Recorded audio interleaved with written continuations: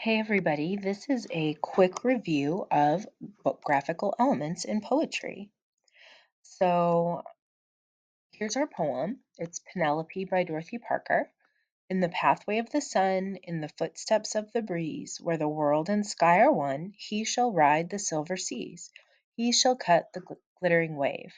I shall sit at home and rock, rise to heed a neighbor's knock, brew my tea and snip my thread, bleach the linen for my bed. They will call him brave. So, graphical elements of poetry are the things that you can see and that make up the shape of the poem.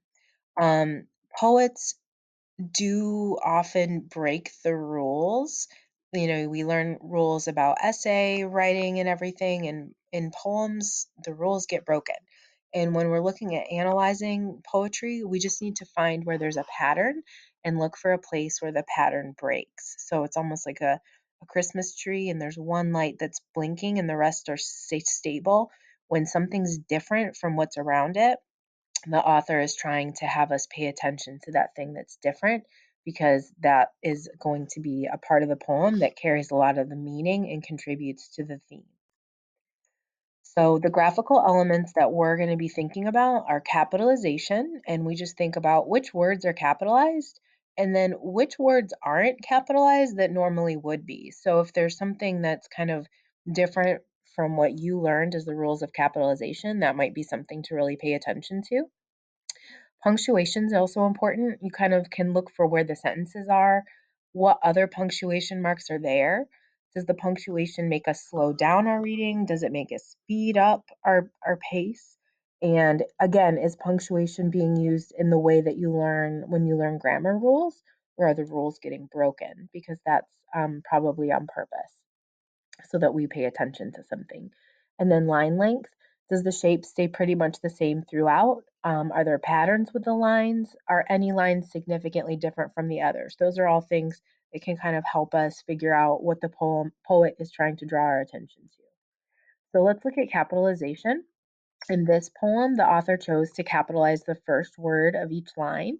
That's pretty common in poetry. Um, sometimes poets just do that. So when we capitalize the words at the beginning of a line, it can kind of create the sense of a new idea, even when punctuation's not there, although we do have punctuation in this poem. Um, so this is pretty standard. There's nothing really standing out. All the first lines are capitalized. So we can look at it and kind of look for patterns and shifts. If we were to rewrite the poem as a paragraph, but keep those capitalized words capitalized, the capital words do stick out more. And so in that first sentence, the capitalized words are all about where the he in the poem is. And in the second sentence, the capitalized words are all verbs that show what the person who's speaking is doing. And then in the last sentence, that they is emphasized. And so, kind of the differences between the two people in the poem is emphasized. For punctuation, punctuation in a poem can create like natural pauses or stops that allow the reader to kind of pause and reflect on what they just read. So if there's no punctuation, your brain would kind of read the poem really, really quickly. But then when there's punctuation that makes us pause and stop, it slows us down a little bit. And so in this poem, it's interesting. We've got those commas in the first sentence that kind of have us pause but not stop. And then in the second sentence, we've got semicolons, which would cause us to pause more. It's a slower pace than that first sentence. And then the last sentence is a really, really short sentence, and that period just it kind of functions as almost a mic drop. So again, we get that difference between the person being described in the first part of the poem and the second part of the poem. So the last line being so short and just not having any commas, not having any semicolons, that really makes us pay attention to that last line. And then line length, the line length is literally just what it sounds like. It's how long the line is. And so we can start just by looking at the poem. How is it shaped? Does anything stick out? Are any lines really, really long or really, really short or really, really different from what's around it? Another thing you can do for this poem, I counted the words per line and I thought it was interesting because there is a pattern. That first sentence, the pattern 66766. The second sentence, it's 7676. And then the last one is 5.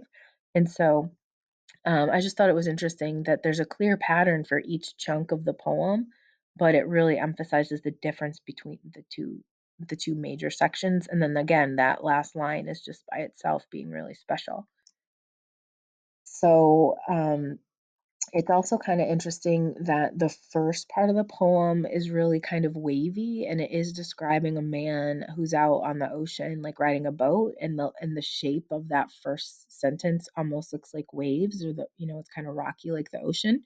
And then the second one has that straight line on the left, and it's about, this person who's sitting at home and doing kind of home things. And so it's interesting that the shape of the poem, where how the lines are organized kind of reflects what's going on in each section of the poem.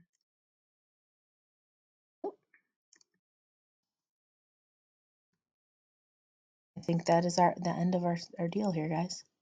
So all that to say, when you're thinking about graphical elements, you just really look for things that stick out and things that are kind of like the blinking Christmas light. And if you do that, then you're on your way to analyzing poetry.